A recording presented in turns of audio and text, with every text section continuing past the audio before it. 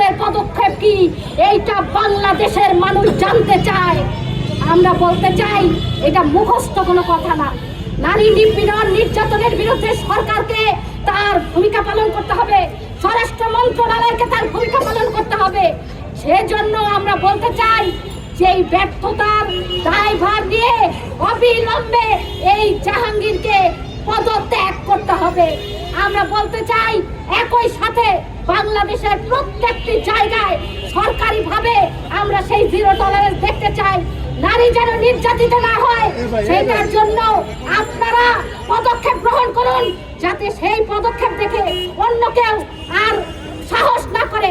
কারণ এরা জানে যে ধর্ষকরা জানে তারা ঘটনার পর তারাও জামিন পেয়ে যাবে। তারা জানে তাদের বিচার হবে না। যেই বিচারহীনতার সংস্কৃতি আমরা অতীতে দেখেছি সেইটা আগামী দিনে আমরা দেখতে চাই না। আজকে যে ছাত্র জনতার উপর হামলা করেছে পুলিশ, এর তীব্র নিন্দা এবং প্রতিবাদ জানাই, এবং যারা এর সাথে জড়িত হয়েছিল যেই পুলিশ সদস্য তাদেরকে অপসারণের দাবি জানাই। আগামী দিনে আমাদের এই প্ল্যাটফর্ম থেকে আমরা ঘোষণা করছি আগামী 15ই মার্চ সকাল 11টায় আমরা একটি গণমিছিল অনুষ্ঠিত করব।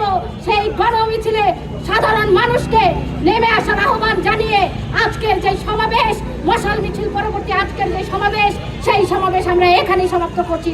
সকলকে ধন্যবাদ।